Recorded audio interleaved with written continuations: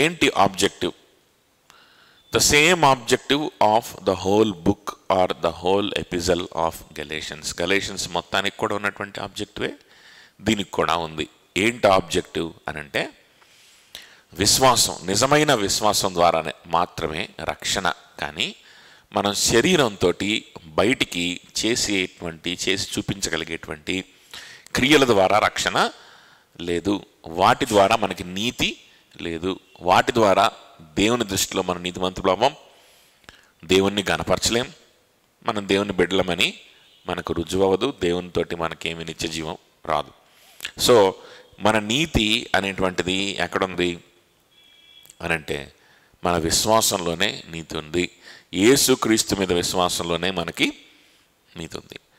So స్వతంత్రంగా యేసుక్రీస్తు వైపు మనం పరిగెత్తాలి. స్వతంత్రంగా యేసుక్రీస్తుని అంగీకరించి ఆయన్ని ప్రేమించడానికి పరిగెత్తాలి.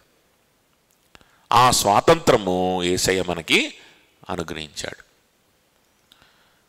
మరలా ఆ స్వాతంత్రం అనుగ్రహింపబడిన తర్వాత కూడా మనం ఏమవకూడదు, దాస్యం అనే కాడిలోకి మనము వెళ్ళకూడదు.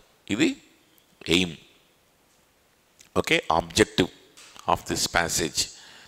సో ఫస్ట్ లాస్ట్ వీక్ మనం చూసిన థీమ్ ఏంటి అని అంటే ఒక విశ్వాస జీవితంలో ఏం ఉండకూడదు. ఎందుకు చెప్పాడు? అసలు విశ్వాస జీవితంలో ఉండకూడనటువంటి విషయాలు ఎందుకు చెప్పాడు చెప్పగలుగుతారా?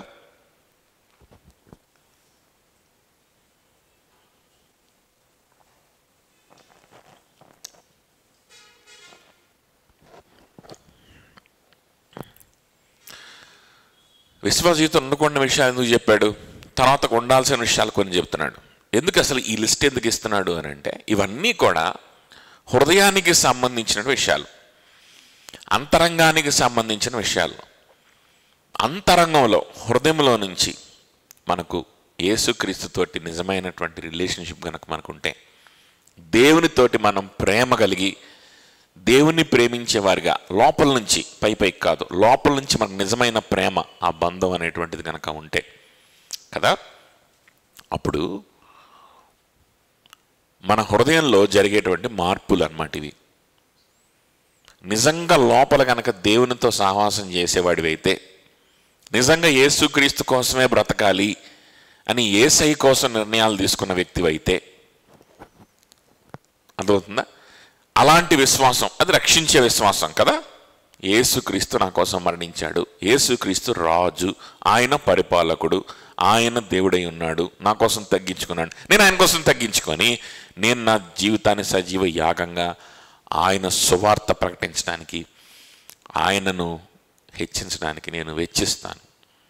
That is faith, saving faith, రక్షణ ఇచ్చేటువంటి విశ్వాసం. సో ఈ రక్షణ ఇచ్చేటువంటి ఈ విశ్వాసం నిజంగా గనక అది అంతరంగంలో నుంచి గనక నీకు ఉంటే, నిజంగా ఇఫ్ యూ రియల్లీ హ్యావ్, మన లోపల జరిగేటువంటి మార్పులు, మన థింకింగ్లో జరిగే మార్పులు, మన యాటిట్యూడ్లో జరిగేటువంటి మార్పులు అన్నమాట ఇవి. ఇవి నెగిటివ్ కావచ్చు, పాజిటివ్ లిస్ట్, ఈరోజు మనం చదువుకోబోయేటువంటి పాజిటివ్ లిస్ట్ కావచ్చు. ఇవన్నీ అంతరంగంలో నిజంగా దేవునితో సహవాసం కలిగి ఉన్నప్పుడు వచ్చేటువంటి ఫ్రూట్స్ కదా. ఇవేంటి? కేవలం ఫ్రూట్స్. ఆ నెగిటివ్గా ఉండకపోవడము ఫ్రూట్సే. ఈరోజు అది పాజిటివ్గా కొన్ని ఉండాల్సినవి, అవి కూడా ఫ్రూట్సే. కానీ రూట్స్ కాదు అని మనం మాట్లాడుకున్నాం ఆల్రెడీ. రూట్స్ ఏంటి? రూట్ ఏంటి అని అంటే ఆత్మానుసారంగా నడుచుకోవడం. నేను చెప్పినది ఏమనగా 16 వచనం, నేను చెప్పినది ఏమనగా ఆత్మానుసారంగా నడుచుకుని అప్పుడు మీరు శరీరేచ్ఛను నెరవేర్చరు. చూసారా? ఫస్ట్ రూట్ ఉండాలి, అప్పుడు మీకు ఫ్రూట్స్ వస్తాయి. అదవుతుందా భాష? మీరు ఆత్మానుసారంగా నడుచుకుని అప్పుడు మీరు శరీర ఏచ్ఛలను నెరవేర్చరు, అప్పుడు వీటి నుంచి మీరు దూరంగా ఉంటారు, అప్పుడు మీరు చేయాల్సినవి చేస్తారు. ముందు రూట్స్ ఉండాలి, అప్పుడు మీకు ఫ్రూట్స్ వస్తాయి. భాష అర్థమవుతుంది కదా, పౌలు యొక్క భాష. సో శరీరమునకు ఆత్మకు, ఆత్మ శరీరమునకు విరోధముగా ఆపేక్షించును, అవి ఒకదానికొకటి వ్యతిరేకంగా ఉన్నవి కనుక మీరేమి చేయ నిశ్చయింతురో వాటిని చేయకుందురు. మీరు ఆత్మచేత నడిపింపబడిన యెడల ధర్మశాస్త్రమునకు లోనైన వారు కాదు. ఓకే, సో ఫస్ట్ కూడా మళ్ళా ఇది నేను చెప్పే థీమ్ మర్చిపోవాకండి. నేను కొన్ని లిస్ట్ ఇస్తాను, ఆ లిస్టులు మీదే మీరు ఫోకస్ చేసి మీ సొంత శక్తితో వాటిని చేద్దామని అనుకోవడం కోసం కాదు నేను ఇవ్వబోయే లిస్టు. 2 లిస్టులు ఇవ్వబోతున్నా, చేయకుండానే చేయాల్సింది. సో ఇవి రూట్స్ ఉన్నాయో లేదో చూసుకోవడానికి నేను ఇస్తున్నా. మీ రూట్స్ సరిగ్గా ఉన్నాయో లేదో చూసుకోవడానికే ఈ ఫ్రూట్స్ని నేను ఇప్పుడు ఒక చెట్టుకి సపోటా కాయలు కాస్తున్నాయి అనుకో, చెట్టుకి సపోటా కాయలు కాస్తున్నాయి. అప్పుడు ఆ ఫ్రూట్స్ని చూసి మనం ఏం అర్థం చేసుకోవాలి? ఇది సపోటా చెట్టు, నేను నాటింది సపోటా కాయల విత్తనం నాటాను అని అర్థం చేసుకోవాలి కదా. అట్లా కాకుండా అర్రే ఇదేంటి సపోటా కాయలు కాస్తున్నాయి, ఇది మామిడి తోట కదా, మామిడికాయలు కాయాలి కానీ సపోటా కాయలు కాస్తున్నాయి ఏంటి అని చెప్పి ఎగబడిపోయి మొత్తం సపోటా కాయలన్నింటినీ పీకి పారేసి మామిడికాయలు తీసుకెళ్ళి అతికిస్తారా? అతికిస్తే ఇద్దా? అవదు. ఎందుకని? ఫ్రూట్స్ ముఖ్యం కదా, ఫలాలు ముఖ్యం. నిజమే, ఫలాలే ముఖ్యం. కానీ వెళ్ళి మొత్తం సపోటకాయలని పీకి ఆ సపోటకాయ కాసిన దగ్గరల్లా తీసుకెళ్ళి మామిడి పిందెల్ని లేదా మామిడికాయల్ని తీసుకెళ్ళి టేపేసి అతికిచ్చామనుకోండి, ఉంటాయి?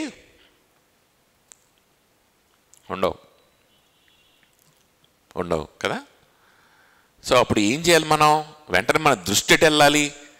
ఆ కాయల్ని మార్చాలనేటువంటి ఆలోచన బుద్ధున్నోడు, జ్ఞానం ఉన్నాడు ఎవడు చేయడు. బుద్ధున్నోడు ఏం చేస్తాడు? అరే ఇది మామిడి తోట, పొరపాటున సపోటా కాయల విత్తనం నాటినట్టున్నాం, సపోటా కాయల చెట్టు వచ్చింది కాబట్టి దీని రూట్స్ ఏంటి? సపోటా కాయల రూట్స్ కాబట్టి ఇంక సపోటా కాయలే వస్తాయి. రూట్స్ని మార్చాలి. నెక్స్ట్ టైం మనం ఏం చేయాలంటే దీని ప్లేస్లో ఈసారి కరెక్ట్ విత్తనాన్ని నాటుదాం అనుకోవాలి. అవునా కదా? లేదా దాన్ని కొట్టేసి తీసేసి ఆ ప్లేస్లో చక్కగా భూమిని దున్ని ఆ వేర్లన్నీ జాగ్రత్తగా చేసి మళ్ళీ అందులో నీకేం కావాలో అది మామిడికి విత్తనం వేస్తే వస్తుంది. అంతే కదా. సో వెంటనే ఆ తోటమాలికి లేకపోతే ఆ రైతుకి ఆ ఫ్రూట్స్ని చూడంగానే దృష్టి వెళ్ళిపోతుంది, సీడ్ వైపు వెళ్ళిపోతుంది, లేకపోతే ఆ రూట్స్ వైపు వెళ్ళిపోతుంది. కానీ దాన్ని కత్తిరిద్దాం అనుకోడు కదా.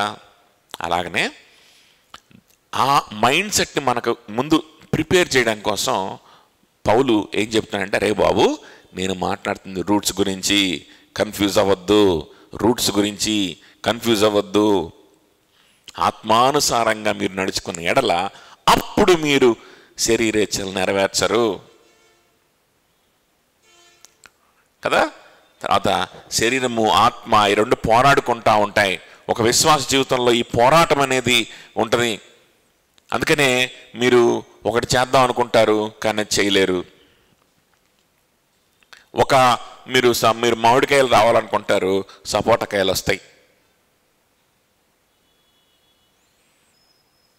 ఎందుకని? ఈ శరీరము ఆత్మ ఈ రెండు పోరాడుకుంటూ ఉంటాయి, పోరాటం జరుగుతూ ఉంటుంది. అప్పుడు మీరు ఏం చేయాలంటే ప్రతిరోజు కూడా ఆ పోరాటంలో మీరు పాలు పొంది మీరు ఏం చేయాలంటే ఎవ్రీడే మీరు రూట్స్ని చెక్ చేసుకోవాలి. ఎవ్రీడే రూట్స్ని చెక్ చేసుకోవాలి. ఇలాంటి ఫ్రూట్స్ వస్తున్నాయి అనుకో, నీకు ఇష్టం లేని ఫ్రూట్స్ వస్తున్నాయి అనుకో, లేకపోతే అపవిత్రమైన ఫ్రూట్స్ వస్తున్నాయి, రాకూడని ఫ్రూట్స్ వస్తున్నాయి అనుకో, అప్పుడు ఏం చేయాలంటే ప్రతిరోజు వెళ్ళి అలాంటి మొక్కల్ని కత్తిరించేసేయాలి, రూట్స్ని పీకేయాలి, కొత్త రూట్స్ని పెట్టాలి, ఆ రూట్స్ని రిఫ్రెష్ చేయాలి. అదవుతుందా?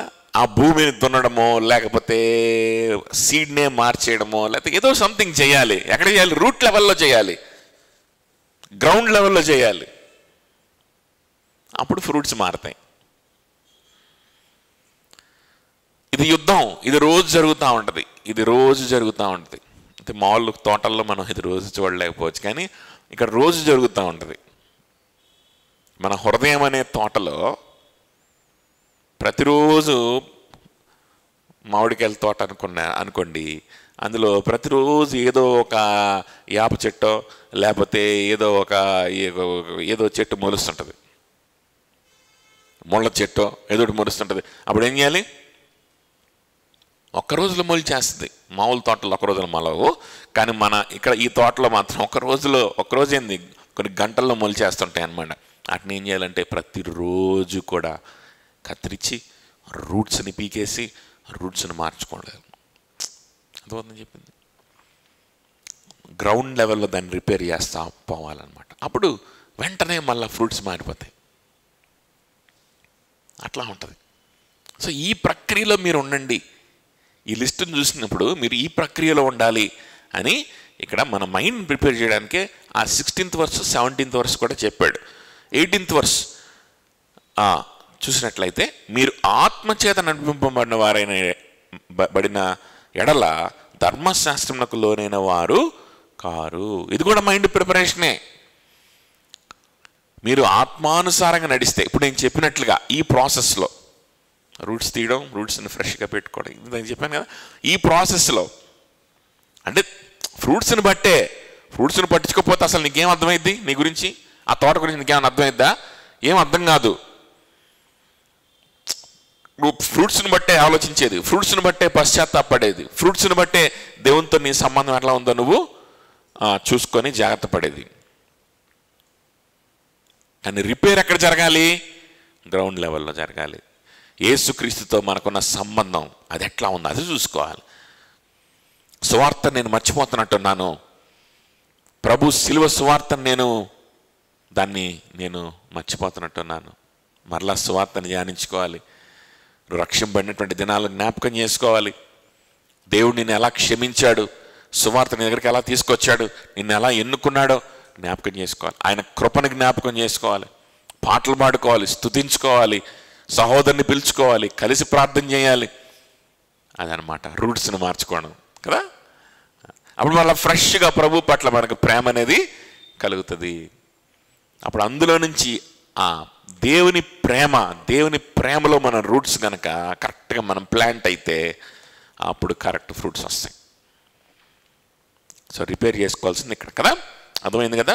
సో చూడండి, సో ఈ ప్రక్రియలో కనుక మీరుంటే, ఆత్మచేత నడిపింపబడిన ఎడల అంటే ఈ ప్రాసెస్లో కనుక మీరు ఉంటే, ధర్మశాస్త్రమునకు లోనైన వారు కాదు.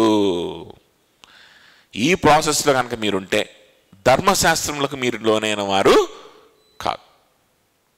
ఈ ప్రాసెస్లో మీరున్నప్పుడు ఎవరన్నా వచ్చి, అరే అబ్బాయి నువ్వు సున్నతి పొందావా,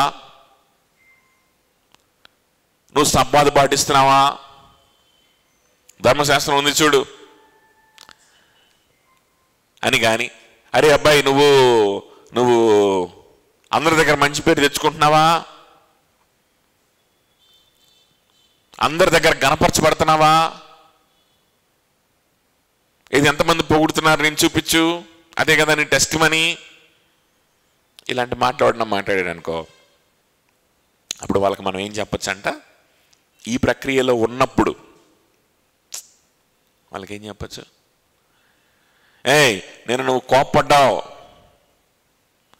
నన్ను చిరాగ్గా మాట్లాడావు, నువ్వేం క్రైస్తవురాలివి, నువ్వేం క్రైస్తవుడివి,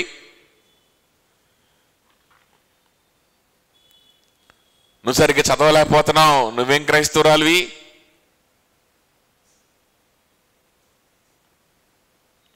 సరే సరిగ్గా చదువుకోపోవడం లేకపోవడము, సరిగ్గా డబ్బులు సంపాదించుకో, మన కెపాసిటీని బట్టి మనం చేస్తాం, అది పాపం కిందకి రాకపోవచ్చు. అంటే మరీ లేజీనెస్లో ఉంటే పాపం కిందకే వస్తుంది. ఆ లేజీనెస్లో కాకుండా మన కెపాసిటీ అంతవరకు అయితే అది పాపం కిందకి రాదు. కానీ ఒక్కొక్కసారి మనమే తప్పులు చేస్తాం, ఒక్కొక్కసారి మనమే కొంచెం కోపంగా మాట్లాడతాం, లేకపోతే కొంచెం చిరాగ్గా మాట్లాడతాం, లేకపోతే కొంచెం మనం ఇరిటేట్ అవుతాం కదా. ఇలాంటి పరిస్థితుల్లో మనం ఒక్కోసారి పడవచ్చు. అప్పుడు నువ్వు మొన్న అలా చేసావు, నీ టెస్ట్ మనీ కోల్పోయి అయిపోయింది, ఇక నువ్వు దాని మీద ఫోకస్ చేయి, అట్లా మాట్లాడకుండా అట్లా మాట్లాడాలో మంచిగా మాట్లాడాలి, ఏం చేయాలి, అట్లా చదువుకోవాలి, అట్లా అందరి దగ్గర మంచి పేరు తెచ్చుకోవాలి, మేము చెప్తాం, నా దగ్గరకు వచ్చి కోచింగ్ తీసుకో అంటే అప్పుడు అలాంటి వాళ్ళకి మనం ఏం చెప్పొచ్చంటే బాబు నేను ఆత్మచేత నడిపింపబడేవాడిని. నేను ఎవరిని? ఆత్మచేత నడిపింపబడేవాడిని. నేను ధర్మశాస్త్రంకు లోనయ్యేవాడిని కాదు. నిజమే, నేను చేసిన తప్పే కావచ్చు, రాంగ్ ఫ్రూట్స్ వచ్చి ఉండొచ్చు నా జీవితంలో నిన్న, కానీ నేను దాన్ని గుర్తించి నేను ఆత్మానుసారమైన ప్రక్రియ కూడా చేశా. ఏం చేశానంటే నా యేసయ్య దగ్గరికి వెళ్ళా, ప్రభా ఎందుకు నేను ఇలాంటి కాయలు ఎందుకు వస్తున్నాయి, ఇవి రాకూడదు కదా అని చెప్పి ప్రభు దగ్గరికి వెళ్ళి, నీతో నాకు సంబంధాన్ని ఎక్కడో నేను కోల్పోయాను ప్రభా, నీతో ఉన్నటువంటి స్నేహాన్ని ఎక్కడో నాకు బ్రేక్ వచ్చింది, ఎక్కడో నేను తప్పు చేస్తున్నాను ప్రభా, నీకు దూరం అవుతున్నాను ప్రభా, నన్ను క్షమించని చెప్పి దేవునితో సరి చేసుకున్నా. మళ్ళా తిరిగి దేవుణ్ణి ప్రేమించడం ప్రారంభించా. ఎప్పుడైతే మళ్ళా తిరిగి దేవుని ప్రేమించడం ప్రారంభించానో మళ్ళా నాలో నుంచి ఆ కోపం వెళ్ళిపోయింది, ఆ క్రోధం వెళ్ళిపోయింది, ఆ యొక్క చిరాకు వెళ్ళిపోయింది, ఆ యొక్క యాంగ్జైటీ వెళ్ళిపోయింది, అవన్నీ వెళ్ళిపోయింది.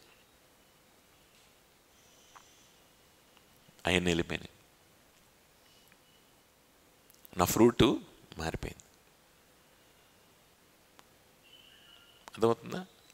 ఈరోజు కూడా ఏదన్నా అలాంటి ఏమన్నా నాలో కనిపిస్తే నేనేం చేసుకోవాలో నాకు బాగా తెలుసు. నీ బోడి సలహాలు నాకు ఇవ్వబాకరా బాబు, నేను ధర్మశాస్త్రానికి లోనైన వ్యక్తిని కాదు. I know where to repair, I know at which level I have to go back and repair my self. I know that. ధైర్యముగా ఆయన కృపాసింహాసనం దగ్గరికి ప్రతిరోజు నేను వెళ్ళి సరి చేసుకునేటువంటి ప్రక్రియ నాకుంది. ఎందుకని? నేను పరిశుద్ధాత్మ దేవునితో సహవాసం చేస్తున్నా, ఆత్మానుసారంగా నేను నడుస్తున్నాను. కాబట్టి నేను ధర్మశాస్త్రానికి లోనైన వాడిని కాదు. ధర్మశాస్త్రానికి లోనైన వాడిని కాదు. అరే తప్పు చేశానే, తప్పుగా మాట్లాడేశానే, ఇప్పుడు దీన్ని ఎట్లా కవర్ చేసుకోవాలి, ఇప్పుడు దీన్ని ఎట్లాగా నేను భర్తీ చేసుకోవాలి, ఇప్పుడు మళ్ళీ ఏం చేసి దీన్ని నేను కవర్ చేయాలి, ఈ పాపాన్ని లేకపోతే ఈ బలహీనతని అని, దీన్ని కవర్ చేసుకోవడానికి ఇంకొక క్రియ, దాన్ని కవర్ చేసుకోవడానికి ఇంకొక క్రియల ద్వారా నేను కవర్ చేసుకోవడానికి ఈ పద్ధతి. నేను ధర్మశాస్త్రానికి లోనైన వ్యక్తిని కాదు రా అబ్బాయి, ధర్మశాస్త్రానికి లోనైన వ్యక్తిని కాదు. నేనేదో సరిగ్గా మాట్లాడలేదు, ఈరోజు ఆ వ్యక్తితో మంచిగా మాట్లాడినా, ఏదో చిరాకు పడ్డావు, కబుకుని ఏదైనా కోపంలో ఒక మాట అన్నావు, ఇప్పుడు ఆ వ్యక్తితోటి మాట్లాడడానికి ఇప్పుడు ఆదివారం ఆరాధనకి ఏం వెళ్తాం? ఆరాధన కంటే దేవునితో మనుషులతో సమాధాన పడటం ముఖ్యం. సమాధానంగా మాట్లాడలే చేతగా నాకు ఆరాధన అవసరమా?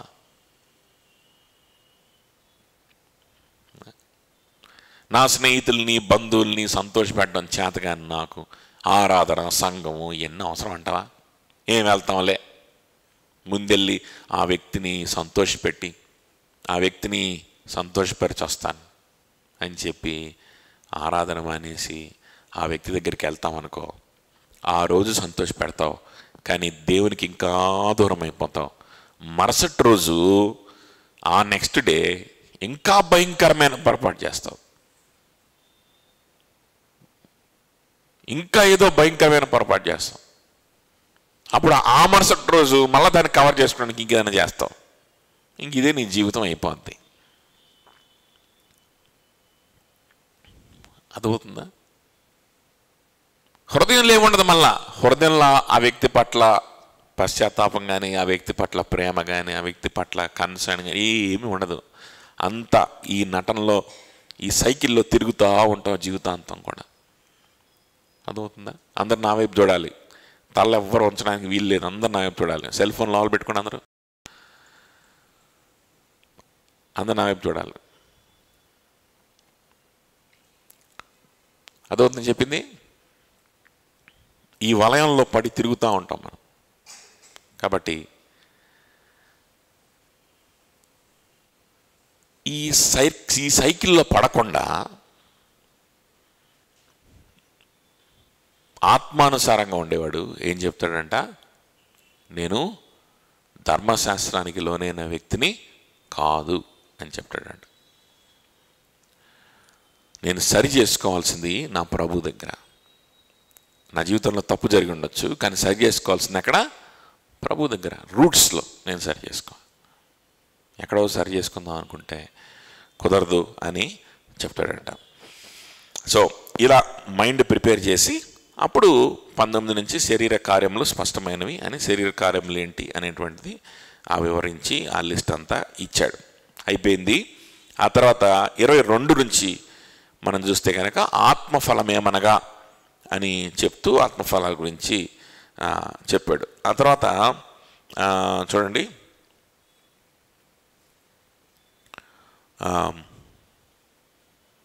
21 చూడండి, భేదములు, విమతములు, అసూయలు, మత్తతలు, అల్లరితో కూడిన ఆటపాటలు మొదలైనవి, వీటిని గురించి నేను మునుపు చెప్పిన ప్రకారము ఇట్టి వాటిని చేయువారు దేవుని రాజ్యమును స్వతంత్రించుకొనరని మీతో స్పష్టముగా చెప్పుచున్నాను. ఇటువంటి విషయాల్ని, ఇది సాల్వేషన్కు సంబంధించిన విషయం, ఇది రక్షణకు సంబంధించిన విషయం. ఇటువంటి పనులు చేసిన వాళ్ళు ఈ భూమి మీద ప్రశాంతంగా ఉండలేరు అన్నాడా? అట్లా కానట్లా. ఈ పనులు చేసేవాళ్ళు ఈ భూమి మీద నష్టపోతారు, డబ్బులు పోతాయి, లేకపోతే ఆశీర్వాదాలు పోతాయి, లేకపోతే వాళ్ళకి మనశ్శాంతి ఉండదు అన్నాడా? అనలేదు. ఇక్కడ ఏమన్నాడంటే ఇట్టి పనులు చేయువారు దేవుని రాజ్యమును స్వతంత్రించుకోరట. అంటే నరకానికి పోతారని అర్థం. సో ఇది రక్షణకు సంబంధించినటువంటి విషయం. అంటే నరకానికి పోయే వాళ్ళు ఇలాంటి పనులు. సో ఇలాంటి క్రియలు మన జీవితంలో కనిపించినప్పుడు ఫస్ట్ మనం ఆలోచించాల్సింది దీన్ని ఎట్ట మానేద్దాం అని కాదు. ఇలాంటి క్రియలు ఫస్ట్ కనిపించినప్పుడు మనం ఆలోచించాల్సింది దీన్ని కవర్ చేసుకోవడానికి ఏం చేద్దాం అని కాదు. ఫస్ట్ మనకు రావాల్సిన ఆలోచన ఏంటి తెలుసా? అమ్మో, నేను నరకానికి పోతున్నట్టున్నాను అని ఆలోచన రావాలి. ఏం రావాలి? నేను నరకానికి పోతున్నట్టున్నాను, ఏదో ఒక రోజు మరణించాల్సింది తప్పదు, ఆ తర్వాత నిత్యత్వంలో నరకంలో నేను దేవుని ఉగ్రత కింద అణిగిపోవాల్సినటువంటి పరిస్థితి వస్తుందేమో అని భయపడాలి.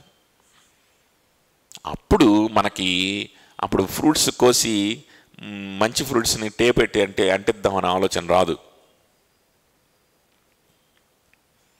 ఎందుకు? ప్రాబ్లం ఏంటి ఇక్కడ? నరకాన్ని తప్పించగలిగిన వాడెవడు? నువ్వు ఎన్ని టేపెట్టి అతికిచ్చినా నరకాన్ని తప్పించుకోలేము మనం అని మనకు అర్థమైపోద్ది. ఇక్కడ problem is deeper, the problem is deeper and the consequences are also even deeper than what we think. కాబట్టి ఇది అవ్వదు. కాబట్టి ప్రభువే నాకు శరణం అని చెప్పి యేసుక్రీస్తు ప్రభు యొక్క పాదాల దగ్గర పడతావు.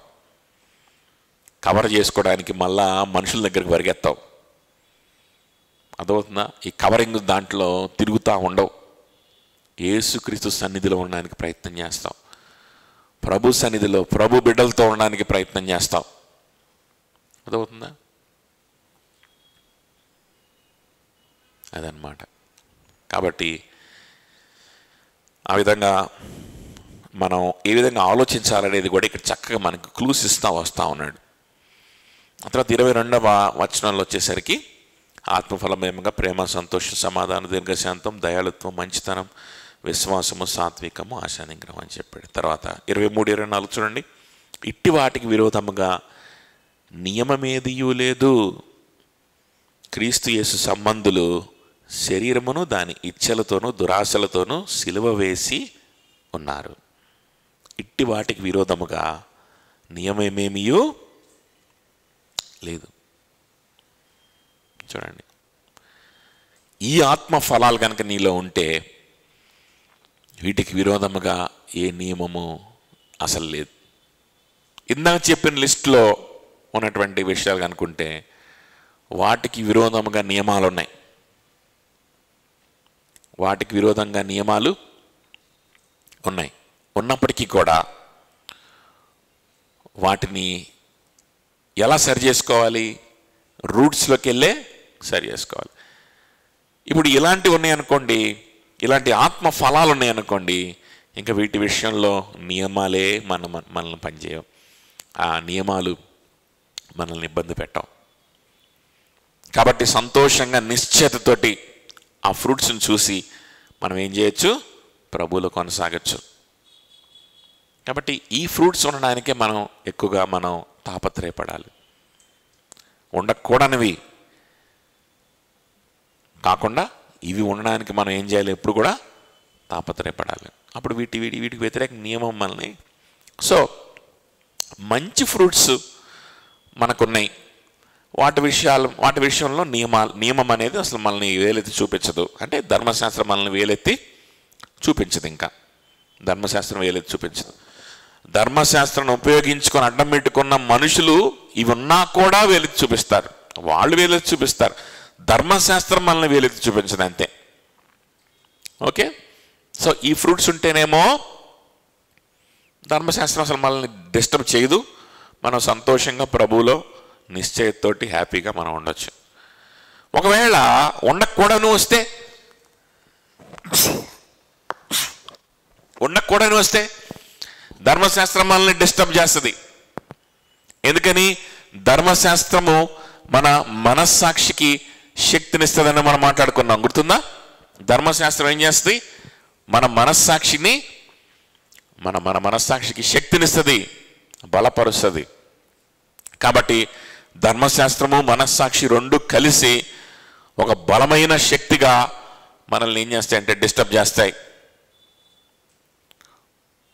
ఉండకూడనటువంటి ఫలాలు వస్తున్నాయి రా అబ్బాయి నీలో అని. అప్పుడు వెంటనే ధర్మశాస్త్రం దగ్గరికి వెళ్ళి, అవునా ధర్మశాస్త్రమా నా మనస్సాక్షి కూడా గద్దిస్తుంది, నువ్వు గద్దిస్తున్నావు, మరి ఏం చేయమంటావు చెప్పు అని ధర్మశాస్త్రాన్ని అడిగామనుకోపోయి, ఇప్పుడు ధర్మశాస్త్రం ఏం చెప్తుందంటే, అంటే ఈ ఫస్ట్ ఉన్న ఈ 5 బుక్స్ ఉన్నాయి కదా, ఆ ధర్మశాస్త్రానికి వెళ్ళి ఏం చేద్దాం అని చెప్పి చూసామనుకోండి. అప్పుడు ధర్మశాస్త్రం ఏం చెప్తుందంటే, ఓ పని చేయరు అబ్బాయి, నువ్వు ఒక మంచి ఆ మార్కెట్కి వెళ్ళి, ఎక్కడ అమ్ముతారు ఈ గొర్రెలను, అక్కడ అమ్ముతారు కదా ఆ నల్లపాడికి వెళ్ళి అక్కడ శుక్రవారం పొద్దున్న వెళ్ళామంటే మంచి గొర్రె ఒకటి దొరుకుతుంది, వాడు కొనుక్కొచ్చుకొని తీసుకొచ్చి దాన్ని బలివ్వు, అప్పుడు నీ పాపం పోతుంది. తర్వాత ఇస్రాయేల్కి ఇమీడియట్గా ఫ్లైట్ బుక్ చేసుకొని వెళ్ళు, యోమ్ కిప్పూర్ పండుగ ఎప్పుడు జరుగుద్దో వెళ్ళి అక్కడికి వెళ్ళి ప్రధాన యాజకుడికి ఆ గొర్రెని తీసుకెళ్ళివు, ఆడ కొనుక్కో అని చెప్తుంది. ఇంకా ఏం చెప్తుంది? అంత మాత్రమే సరిపోద్దు, సున్నతి ముందు అని చెప్తుంది కదా. సో ధర్మశాస్త్రం మనస్సాక్షి కలిసి మనల్ని హెచ్చరిస్తాయి. హెచ్చరించిన తర్వాత మనం ఆశ్రయించాల్సింది మళ్ళీ ధర్మశాస్త్రాన్ని కాదు, ఆశ్రయించాల్సింది ధర్మశాస్త్రాన్ని, పుస్తకాన్ని ఆశ్రయిస్తే ఇట్లా జరుగుద్ది. ఈ పుస్తకాన్ని బాగా చదివి భక్తిపరులాగా పోజు కొట్టేటువంటి మనుషుల్ని ఆశ్రయించామనుకో, ఇంకా పొరపాటును పోయి ఇంకా ఘోరంగా ఉంటుంది నీ బ్రతుకు. ఇప్పుడు వాళ్ళు ఏం చెప్తారంటే, తప్పు చేసావు కదా, మరి దీన్ని ఎట్లా సరి చేసుకోవాలి, నీ జీవితంలో పొరపాటు జరిగింది కదా, ఎలా సరి చేసుకోవాలి, బాగా డబ్బులు సంపాదిస్తే సరైపోతాయి. తప్పు చేసావు, మంచిగా ఏంటంటే మంచి ఉద్యోగం తెచ్చుకో, మంచిగా మీ స్నేహితులతో ఉండు, మంచిగా ఉండు, మీ బంధువులతో ఉండు, మీ తల్లిదండ్రులతో, అప్పుడు దాన్ని భర్తీ చేసుకుంటావు. నువ్వు పోగొట్టుకున్న సాక్ష్యాన్ని ఎక్కడ పోగొట్టుకున్నావో అక్కడే సంపాదించుకోవాలి అని దిక్కుమాలిన సలహాలు చెప్తారు. అది సంపాదించుకోవడానికి పరిగెత్తావు, ఊర్లో ఎంబడిపడి, ఇంకంతే. ప్రభు ఉండడు, రక్షణ ఉండదు, సంతోషపడదు, ఏముండదు. ఇంకా జీవితాంతం ఏంటంటే ఈ విధంగా పొరపాటు జరగడం, ఆ పొరపాటుని భర్తీ చేసుకోవడానికి, కవర్ చేసుకోవడానికి పరిగెత్తడం, మనుషులు ఎంబడి పరిగెత్తడం, ఇదే సరిపోద్ది. ఇంకా జీవితం అంతా ఇదే సరిపోద్ది. అదవుతుంది చెప్పింది. మనుషుల చేతిలోనే పడి ఉంటావు, ప్రభుకి పూర్తిగా దూరం అయిపోతావు. నీ రూట్స్ని నువ్వు మార్చుకోలేదు. సో నువ్వు ఆత్మానుసారంగా నడవట్లా. కాబట్టి నువ్వు చేసిన ప్రతి పొరపాటుకి వ్యతిరేకంగా ఏముంటుంది? ధర్మశాస్త్రం ఉంటుంది, నిన్ను నరకానికి తీసుకెళ్ళడానికి రెడీగా ఉంటుంది.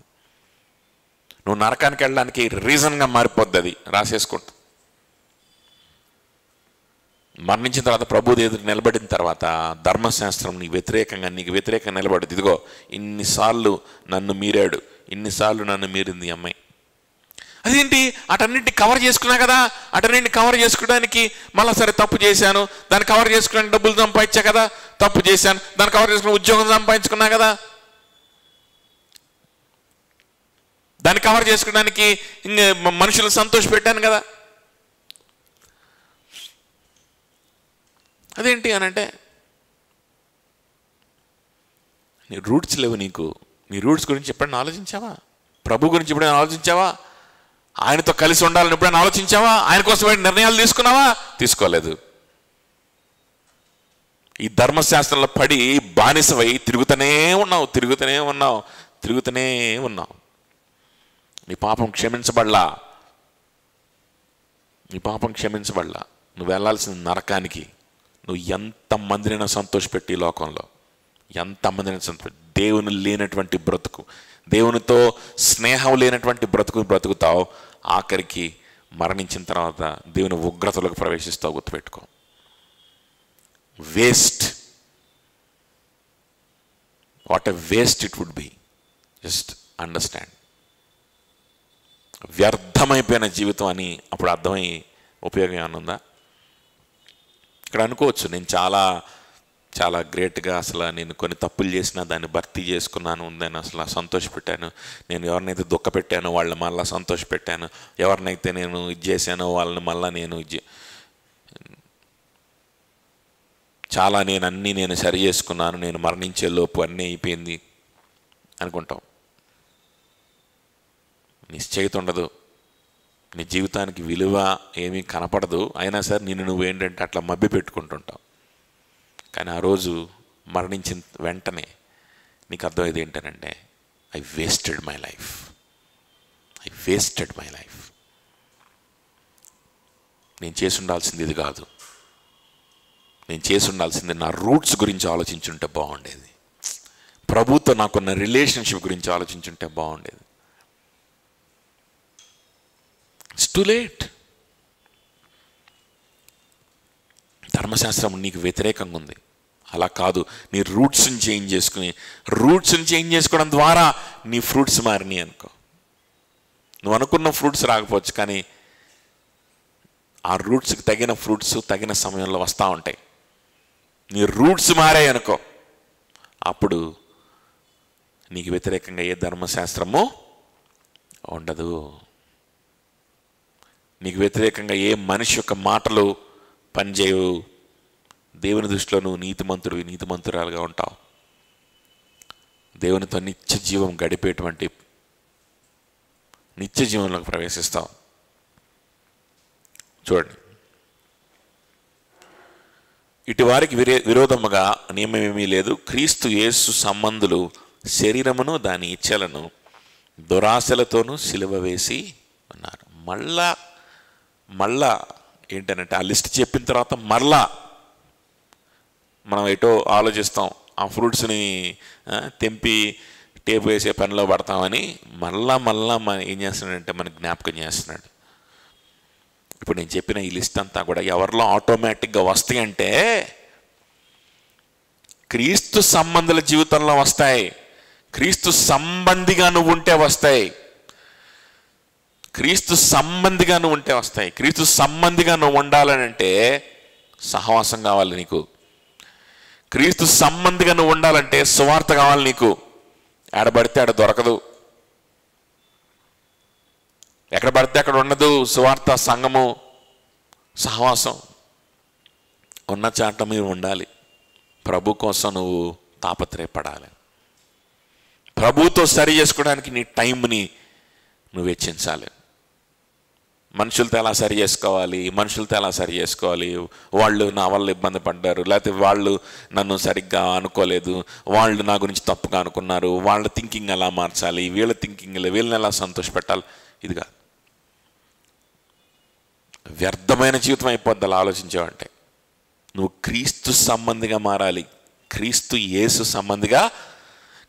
యేసు సంబంధులు శరీరమును దాని ఇచ్చలను దురాశలతోనూ సిలువ వేసి ఉన్నారు. అప్పుడు నువ్వేం చేస్తావంట? శరీరాన్ని, దాని ఇచ్చలని, దాని దురాశల్ని నువ్వేం చేస్తావు?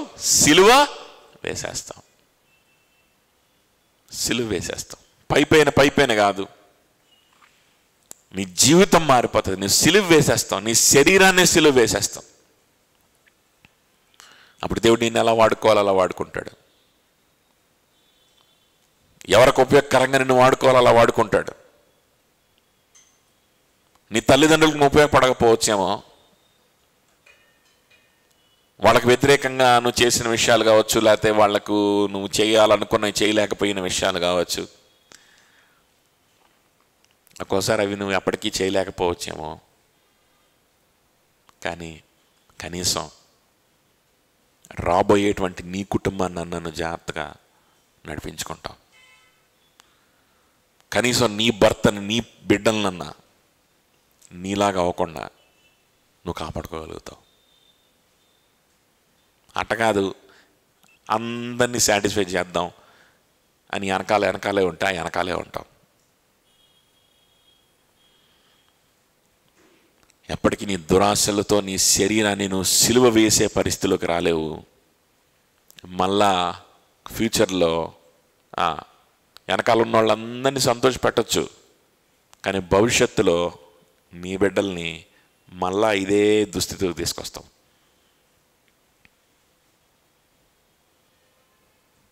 అదవుతుంది చెప్పింది, ఉపయోగం లేదు. Again the history will repeat.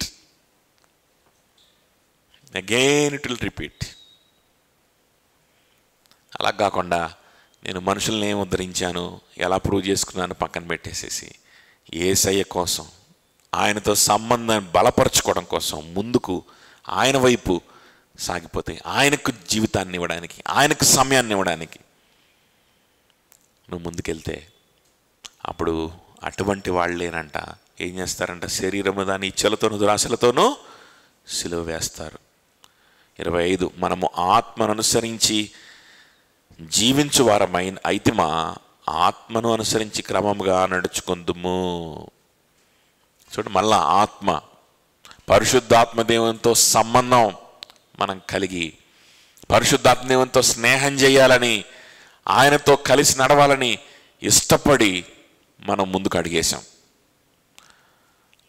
ఆ ఒక్క అడుగు వల్ల, అలాంటి విశ్వాసం వల్లనే మనం రక్షింపబడ్డాం, మన పాపం క్షమించబడింది. నిజంగా ఆ నిర్ణయం కనుక మనకుంటే ఆత్మానుసారంగా నడుద్దాం. ఆ సంబంధంలోనే, పరిశుద్ధాత్మ దేవునితో ఆ సంబంధంలోనే నడుద్దాం. ఆ సంబంధంలోనే నీతిని వెతుక్కుందాం. అర్థమవుతుందా? ఆ ప్రేమలోనే, ఆ దేవుని పట్ల ఉన్న ప్రేమలోనే మన నీతిని, మన విలువని, మన జీవితాన్ని వెతుక్కుందాం. క్రియల వైపు ఎందుకు మనం ఆలోచించాలి? మనుషుల్ని సంతోషపెట్టడం వైపు ఎందుకు ఆలోచించాలి?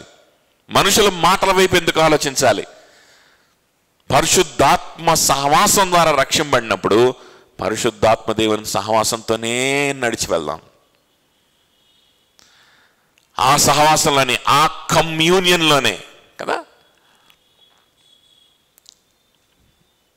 మనం మొట్టమొదట్లో పాడుకున్న పాట సెంచురీస్ బ్యాక్ రాసినటువంటి పాట. అది గొప్ప భక్తులు రాసినటువంటి పాట. తెలుగులో కూడా మనం పాడుకుంటూ ఉంటాం.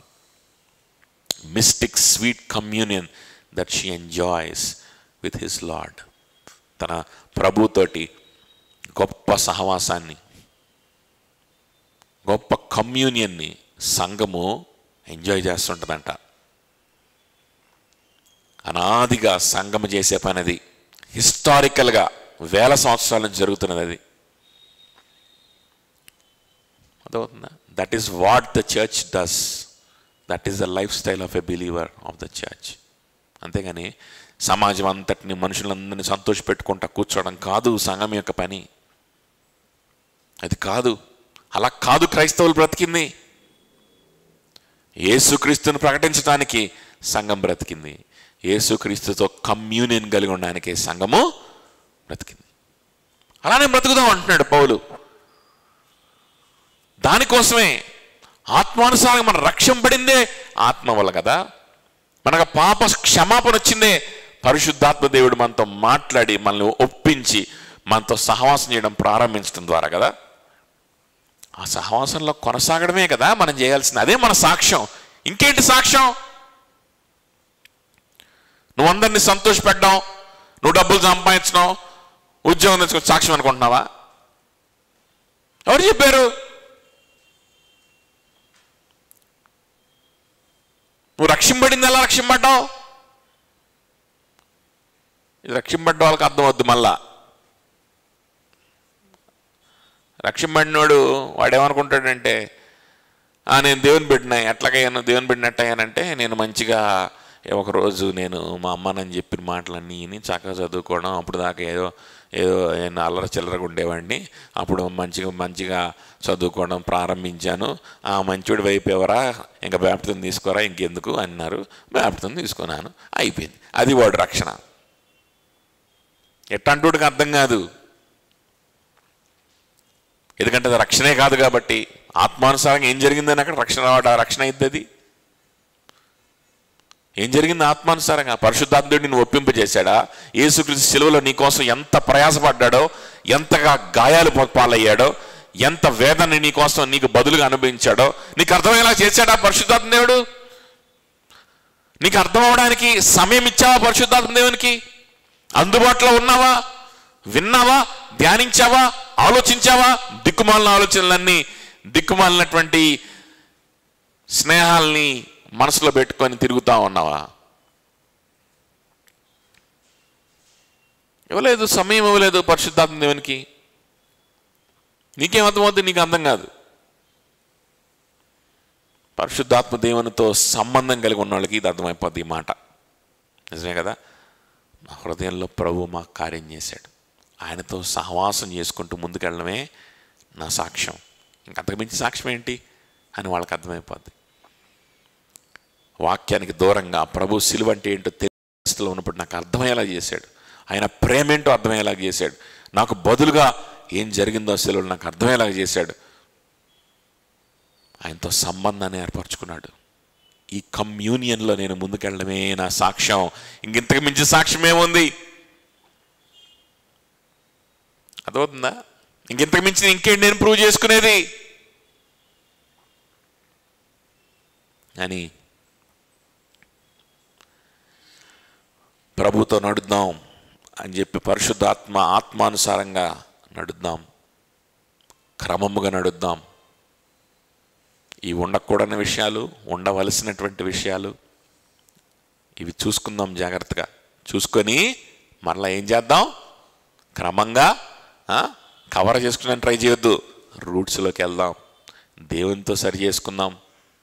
అప్పుడు మళ్ళీ ఫ్రూట్స్ మారతాయి.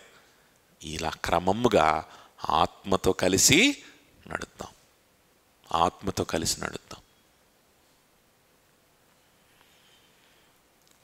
26 ఒకరినొకరు వివాదమునకు రేపకయు, ఒకరి యందు ఒకరము అసూయ పడకయు, వృధాగా అతిశయపడకయు ఉందము.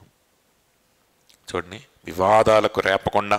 సో ఇలా గనక ఉంటే వివాదాలు ఉండవంట, అసూయలు ఉండవంట, వృధాతిశయములో ఉండవంట. చూడండి, మేజర్ ప్రాబ్లమ్స్ అన్నమాట ఇవి, మేజర్ ప్రాబ్లమ్స్. ఈ ప్రాబ్లమ్స్ తోటి సూసైడ్ కూడా చేసుకోవచ్చు, డిప్రెషన్లోకి పోవచ్చు.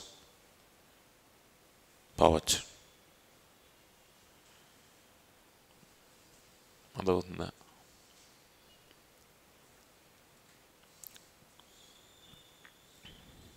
అలాంటి సందర్భాలు కూడా ఉన్నాయి.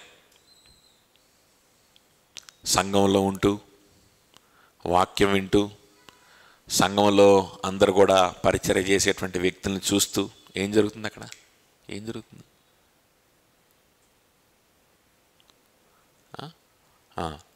చూడండి, సంఘంలో పరిచర్య చేసే వాళ్ళందరినీ చూస్తూ, వాళ్ళని జాగ్రత్తగా వాళ్ళని అబ్జర్వ్ చేస్తూ, వాళ్ళ లైఫ్ స్టైల్, వాళ్ళ వే ఆఫ్ థింకింగ్, వాళ్ళు దేని మీద టార్గెట్ పెట్టుకొని ఉంటున్నారు, వాళ్ళు దేనికోసం ఆశపడుతున్నారు, ఎంత స్వతంత్రంగా ఉన్నారు వీళ్ళు.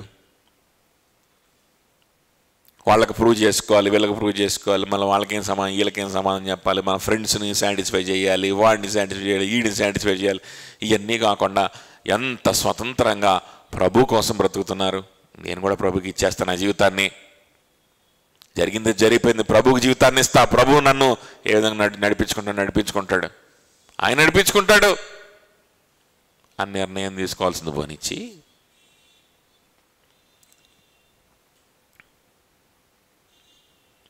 నేను వీళ్ళలాగా వీళ్ళు చేసే పనులు చేస్తాను, నేను అనుకున్న పనులు చేస్తాను, నాకు ఈ లైఫ్ స్టైల్ కావాలి, అది కావాలి, ఇందులో ఉన్న ఘనత కావాలి, అందులో ఉన్న ఇందులో ఉన్న గుర్తింపు కావాలి, అందులో గుర్తింపు కావాలి, ఫ్రెండ్స్ దగ్గర గుర్తింపు కావాలి, బంధువుల దగ్గర గుర్తింపు కావాలి, చర్చిలో కూడా గుర్తింపు కావాలి.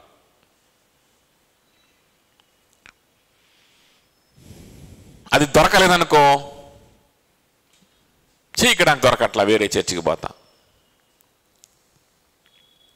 అక్కడ దొరకలేదనుకో, అసలు ఈ చర్చిలో నన్ను గుర్తించట్లా, చర్చిలకు పోను అసలు, నేను ఏదో యూట్యూబ్లో చూసుకుంటాను, మా ఫ్రెండ్స్ బాగా నన్ను గణపరుస్తుంది, నన్ను అర్థం చేసుకొని, నన్ను చక్కగా నాకు విలువ ఇచ్చి, నన్ను గౌరవించి, నన్ను అసలు ఓదార్చి, నన్ను భలే చూసుకుంటున్నారు, నా ఫ్రెండ్స్ దగ్గరే ఉంటాపో అని చెప్పి వాళ్ళు కూడా ఏదో రోజు హ్యాండ్ ఇస్తారు కదా, ఇచ్చారనుకో, అప్పుడు అసలు ఫ్రెండ్స్ కూడా కాదు, మనకు డబ్బులు ముఖ్యం, నా డబ్బులు, నా కెరియర్ నేను సంపాదించుకొని దాంట్లో ఉంటానా, అయిపోయింది. ఇప్పుడు పొరపాటున అందులో కూడా ఏమన్నా ఓటమి వచ్చిందనుకో, ఇంకా నెక్స్ట్ సూసైడే. అది ఆ సూసైడ్ చేసుకునే ముందు ఎవరిని నిందిస్తారో తెలుసా? ఆ డిప్రెషన్లో పోయినప్పుడు ఎవరిని నిందిస్తారో తెలుసా?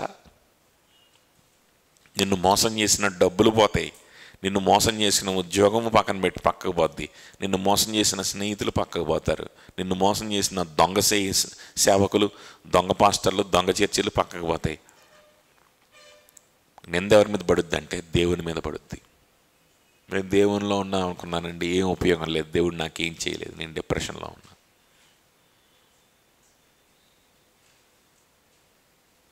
నేను డిప్రెషన్లో ఉన్నా, నాకు అర్థం కావట్లేదు, నేను అన్నీ మంచిగా చేస్తున్నా, నన్ను ఎవరు గుర్తించట్లేదు.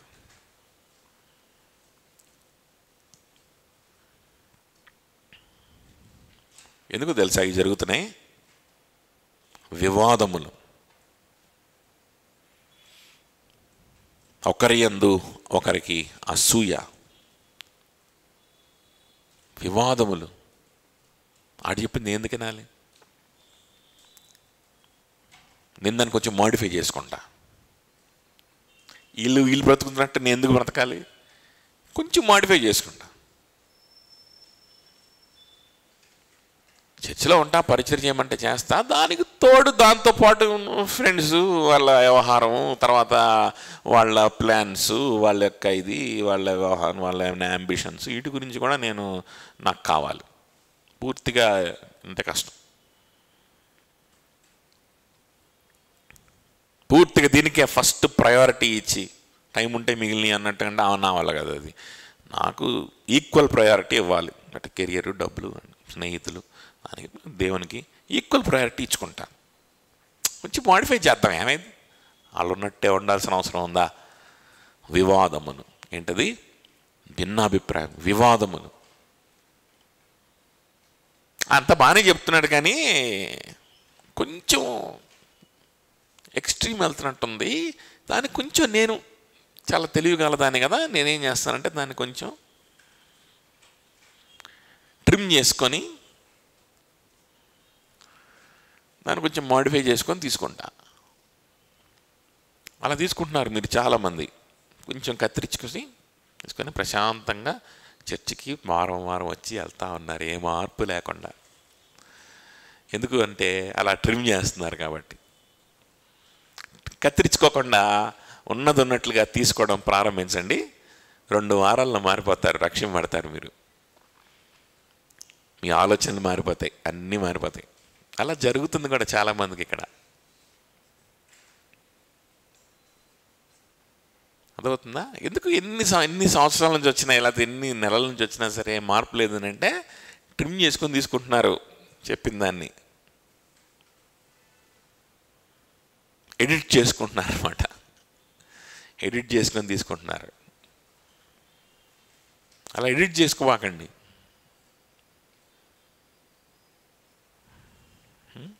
వివాదములు, ఒకరి యందు ఒకరము అసూయ.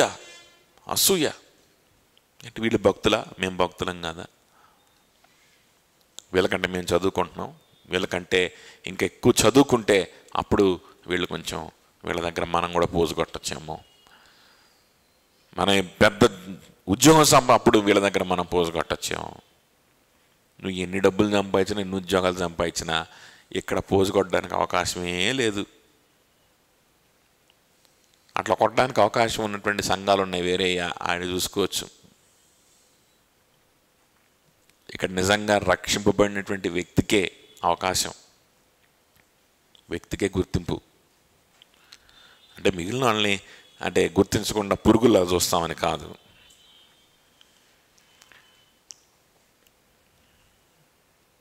సువార్త అందరికీ అందుబాటులో ఉంటుంది. రక్షింపబడిన వ్యక్తికి దేవుడు వాళ్ళని వాడుకుంటుంటాడు, దేవుడు వాళ్ళకి అవకాశం ఇస్తూ ఉంటాడు.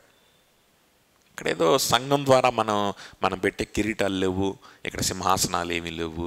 ఇక్కడ ఏంటంటే మెంబర్షిప్ ఇచ్చినటువంటి వ్యక్తికి కిరీటాలు ఏం పెట్టట్లేదు, వాళ్ళకేం సింహాసనాలు వేసి కూర్చోబెట్టట్లేదు, ప్రత్యేకమైన కుర్చీలు ఎవరిని వేస్తున్నామా, ఏమి వేయట్లేదు కదా.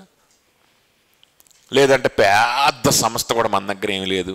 పెద్ద సంస్థ ఉండి ఒక ఆర్ఫనేజీ, ఒక కాలేజీ, ఒక హాస్పిటల్ అన్నీ అటాచ్డ్గా ఉండి కోట్ల ఫండ్స్ వస్తూ ఉంటే వాటిని నడిపిస్తా నిన్ను గుర్తించి, ఇదిగో అమ్మా, ఇదిగో హాస్పిటల్ చూసుకో, ఇదిగో నువ్వు ఈ ఆర్ఫనేజ్ చూసుకో అని చెప్పి పెద్ద బాధ్యతలు అప్పగించి అంత సీన్ కూడా లేదు మనకి. నిజంగా రక్షింపబడిన వాళ్ళు ఇక్కడ వాడబడుతున్నారు అని అంటే ఎవరి చేత వాడబడుతున్నారు? నా చేతనో, మన సంస్థ చేతనో? అనే సంస్థే లేదు, బోర్డే లేదు. ఎవరి చేత వాడబడతారంటే ప్రభు చేతనే వాడబడతాడు. ప్రభువే వాళ్ళని వాడుకుంటాడు. ప్రభువే వాళ్ళ మనసులో కార్యం జరిగిస్తూ, ప్రభువే వాళ్ళ మనసులో సువార్త చెప్పాలనే కోరికను కలిగిస్తూ, వాళ్ళు ఉన్న స్థలాల్లో, వాళ్ళు ఉన్నటువంటి ప్రాంతాల్లో కొంతమందిని ప్రభువులోకి నడిపించుకోవడానికి వాళ్ళకి దేవుడు అవకాశం ఇస్తున్నాడు, వాళ్ళని నడిపించుకుంటున్నాడు. దేవుడు డైరెక్ట్గా వాళ్ళకి బాధ్యతలను అప్పచెప్పి ముందుకు తీసుకెళ్ళాలి. ఇక్కడ నేను కూడా ఇదిగో చెప్పాలన్న ఈ వ్యక్తిని నువ్వు అంటే అప్పుడప్పుడు ఏంటంటే చూస్తున్నారా లేదా అని కొంతమంది వ్యక్తుల గురించి నేను అడుగుతాను. కానీ ఆ బాధ్యత తీసుకోవడం అనేటువంటిది, ఒక వ్యక్తి గురించి ప్రార్థన చేయడం అనేది, ఒక వ్యక్తిని కౌన్సిల్ చేయడం కానీ, ఒక వ్యక్తిని ప్రభు దగ్గర తీసుకొని రావడం కానీ ప్రభు ఇచ్చినటువంటి అవకాశాలు అవి. ప్రభుతో ఆ సంబంధం ఉన్నప్పుడు ఆటోమేటిక్గా కొన్ని క్రియలు, కొన్ని నిర్ణయాలు వాళ్ళ జీవితాల్లో కనిపిస్తాయి. ఆ ప్రార్థన జీవితం కనిపిస్తుంది, అక్కడి నుంచి ప్రారంభమవుతుంది. అలా కొన్ని క్రియలు కనిపిస్తాయి. ఎవరిని అప్పచెప్పాల్సిన అవసరం లేదు. ఇదిగో ఈ వ్యక్తికి నువ్వు లీడర్గా ఉండు, మెంటర్గా ఉండు అని మెంటర్గా నేను ఎవరిని పెట్టట్లేదు. అవసరం లేదు, అది అవసరం లేదు.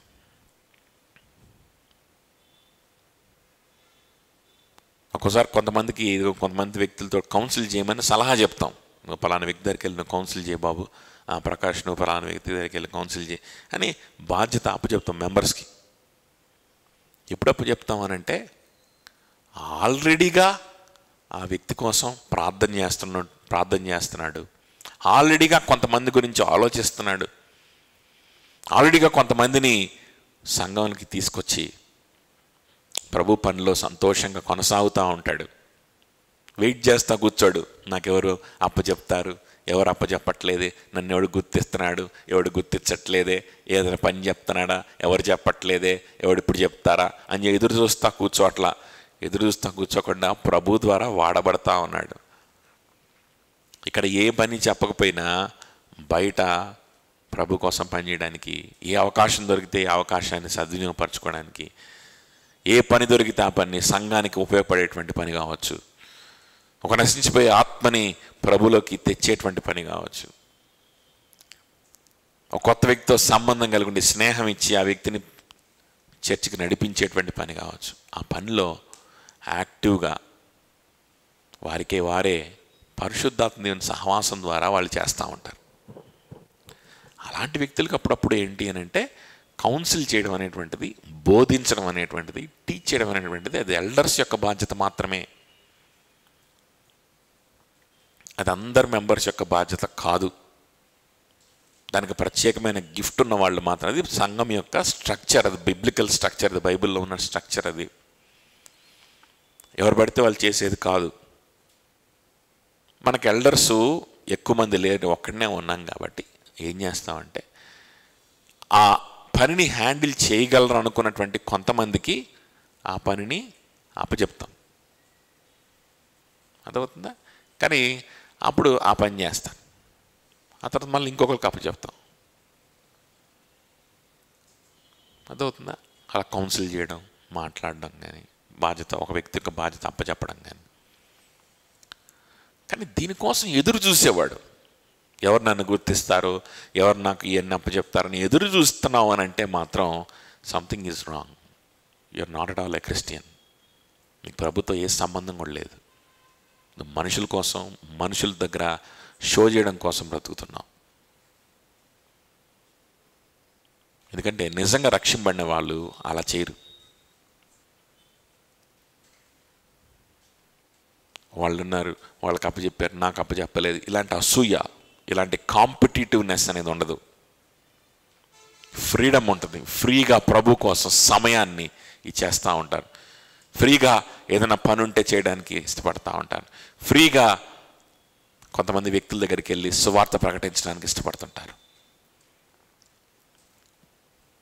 ఫ్రీగా ఒక వ్యక్తి చర్చికి రావడానికి ఫోన్ చేయడం కావచ్చు, రమ్మని చెప్పడం కావచ్చు, పొద్దున్నే వెళ్ళిపోయి పట్టక రావడం కావచ్చు, ట్రాన్స్పోర్ట్ విషయంలో కావచ్చు,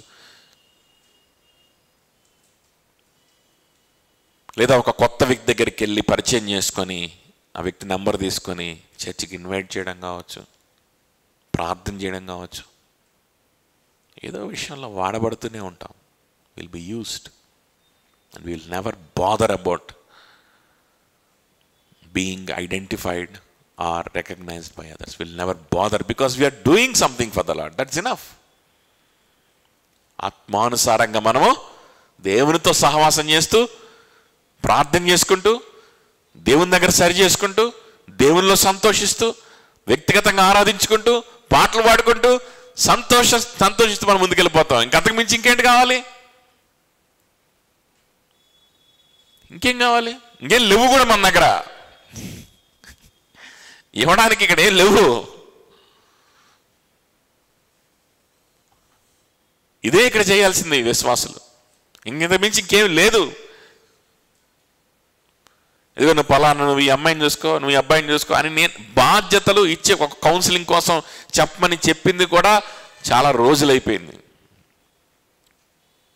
అంత అవసరం కూడా రాట్లా. చాలా రేర్గా జరుగుద్ది. అది కూడా ఇప్పుడు కొన్ని నెలలకు ఒకసారి అట్లా జరుగుతుంది. చెప్పాల్సిన అవసరం కూడా లేదు. విశ్వాసులు వాళ్ళ పని వాళ్ళు చేసుకుంటూ పోతూ ఉంటారు. కొత్తగా వచ్చే వాళ్ళకి వెళ్ళాల్సినటువంటి ఇన్ఫర్మేషన్ వాళ్ళకి వెళ్తుంటుంది. అదవుతుందా? సహవాసం ద్వారానే. ప్రత్యేకంగా వెళ్ళి ఇదిగో ఇప్పుడు నేను ఈ చర్చ్ మెంబర్ని కాబట్టి నాకు ఒక స్పెషల్ బాధ్యత కూడా అప్పచెప్పారు. ఇదేంటంటే ఈరోజు నుంచి నన్ను చూసుకోమన్నారు, నేను నీ మెంటర్ని అని చెప్పాల్సిన అవసరం కూడా ఏమీ లేదు. ఇక్కడ అవసరం లేదు. విశ్వాసులు వాళ్ళ పని వాళ్ళు చేసుకుంటూ వెళ్తూ ఉంటే, బయటికి వెళ్ళి పరిచర్య చేస్తూ ఉంటే, నశించిపోయే ఆత్మల కోసం తిరుగుతూ ఉంటే, ప్రార్థన చేస్తూ ఉంటే, వాళ్ళ క్వైట్ టైం వాళ్ళు చేసుకుంటూ ఉంటే ఆటోమేటిక్గా కొత్తగా వచ్చేవాళ్ళు కూడా కొన్ని ప్రశ్నలు అడుగుతారు, వాళ్ళు కూడా కొన్ని నేర్చుకోవడానికి ప్రయత్నం చేస్తారు, వాళ్ళు కూడా కలిసి బ్రతకడానికి ప్రయత్నం చేస్తారు, వాళ్ళతో మనతో ఉండడానికి ప్రయత్నం చేస్తారు, నేర్చుకుంటూ చూసి నేర్చేసుకుంటారు సగం. ఇంకొక సగమే ఏంటంటే కొన్ని వ్యక్తిగత ప్రాబ్లమ్స్ అవి ఉన్నప్పుడు మాట్లాడాల్సి వస్తుంది. అదవుతుందా? అది కూడా ఎవరితో మాట్లాడతారు? ఎవరినైతే వాళ్ళు చూస్తున్నారో, ఎవరినైతే ప్రార్థన చేసుకోవడం చూస్తున్నారో, ఎవరినైతే వాళ్ళు పరిచయం చేయడం చూస్తున్నారో వాళ్ళే వెళ్ళి వాళ్ళతో మాట్లాడతారు, ఆ సొల్యూషన్ తీసుకుంటారు. ఇంకా ప్రత్యేకంగా నియమించేది ఏమైనా ఉంటాయా? ఏమైనా ఉన్నాయా? ఏం లేవు. మన మెంబర్స్ గ్రూప్ చూస్తే అట్లాగా ఏమన్నా ఉన్నాయంటే ఏమి లేవు, అలా ఏం లేవు. దానికోసమే తాపత్రయపడుతుంటారు కొంతమంది. ఇతరులతో పోటీ పెట్టుకుంటూ ఉంటారు, అసూయపడుతూ ఉంటారు. నీకు డిప్రెషను, నీకు యాంగ్జైటీ, నీకు దిక్కుమాలిన ఆలోచనలో పడి కుళ్ళి కృషించి ఆఖరికి నరకానికి పడడం తప్ప వేరే చాయిస్ లేదు. గుర్తుపెట్టుకో. అసూయపడకయు, వృధాగా అతిశయపడకయు. వృధాగా అతిశయపడడం, నేనేదో సంథింగ్ గ్రేట్, నేను వాళ్ళకంటే బెటర్, వీళ్ళకంటే బెటర్. వృధా అతిశయం. ఏదో చేసినటువంటి చిన్న ఒక క్రియ, ఒక చిన్న పరిచర్లో పాల్గొనడం, లేకపోతే ఒక చిన్న ఏదన్నా ఒక పని చేయడం, ఒక చిన్న నిర్ణయం తీసుకోవడం కావచ్చు. వృధాగా అతిశయపడద్దు. నువ్వు ఏ నిర్ణయం తీసుకున్నా, ప్రభు కోసం ఏది కోల్పోయినా, ఏది విడిచిపెట్టుకున్నా, నువ్వు ఏ పని చేసినా అతిశయం పనికిరాదు. అది ప్రభు నీకు ఇచ్చినటువంటి అవకాశంగా భావించి మనం సంతోషపడాలి తప్ప అతిశయపడడానికి కాదు. సో ఇలాంటి బంధకాల్లో మీరు ఉండిపోకండి. ఆత్మానుసారంగా నడిస్తే ఇలాంటి బంధకాలు మీకు ఉండవు. ఆత్మానుసారంగా నడిస్తే అటువంటి చేదైన ఫలాలు ఉండవు, మంచి ఫలాలు మీరు ఫలిస్తారు అని ఇక్కడ చెప్తా ఉన్నాడు అనమాట. కాబట్టి ఆఖరికి మనకు అర్థమయ్యేలాగా పౌలు చేయాలనుకుంది ఏంటి అని అంటే, you concentrate on your roots. ప్రభుతో నీ సంబంధం ఎలా ఉంది? ప్రభుతో నీ సంబంధం ఎలా ఉంది? ప్రభుతో నీకున్న సంబంధం కంటే మనుషులకి నేను ఎలా కనిపిస్తున్నాను అనే దాని మీద నువ్వు ఫోకస్ చేసావంటే, మనుషులకి నా నుంచి కనిపించే ఫ్రూట్స్ ఎలా కనిపిస్తున్నాయి అని ఫోకస్ చేసామంటే, సపోటా చెట్టుకి కత్తిరించి మామిడికాయల్ని కడతాం. మనుషులకు కావాల్సింది అదే కదా. చూడంగానే ఇదంతా మామిడి తోట, అందులో అన్ని మామిడికాయలు ఉన్నాయి అనుకోవాలి.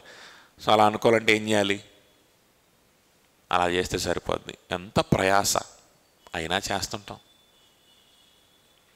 దాని మీదే ఫోకస్. అవి ఎండిపోతాయి, కుళ్ళిపోతాయి, మళ్ళా తీయాలి, మళ్ళా కట్టాలి, ఎవడన్నా చూస్తాడేమో చూసుకోవాలి కదా. ఇదే దరిద్ర బ్రతుకు. ఇదే మనుషుల్ని సంతోషపెట్టే బ్రతుకులో కొనసాగిపోతూ ఉండకుండా ఆత్మానుసారంగా బ్రతకడం ప్రారంభించు. యేసయ్యతో నా సంబంధం ఎలా ఉంది అది ఆలోచించు. నీకు వచ్చే గుర్తింపు దీని గురించి కాదు, యేసయ్యతో నా సంబంధం ఎలా ఉందో ఆలోచించు. నిజంగా ప్రభు నేను ప్రేమిస్తున్నానా? సిలువలో ఆయన నా కోసం ఎలా ఆయన రక్తాన్ని కార్చాడో, ఎంతగా తగ్గించుకున్నాడో, రాజులకు రాజయ్యుండి ఏ విధమైన స్థాయికి దిగజారాడో నాకు అర్థమైందా? అర్థం కాకపోతే అడిగి కనుక్కోండి. అర్థం కాకపోతే కలిసి ప్రార్థించండి, సహవాసాన్ని ఆశ్రయించండి. అంతేగాని ఇలాంటి వలయంలో చుట్టుకొని పోవద్దు అని పౌలు మనకి మైండ్ ప్రిపేర్ చేస్తూ ఉన్నాడు. సో నెక్స్ట్ మనం ఆ ఫలాలు, ఆత్మ ఫలాలు ఏంటో కొన్ని చూసి మనం వెంటనే ముగించుకుందాం. చిన్న కొద్ది నిమిషాలు మనం మాట్లాడుకుందాం. ఈ మధ్యలో మనం ప్రభుని పాడి స్తుతించుకుని ప్రభుని ఆరాధన చేసుకుందాం. అందరూ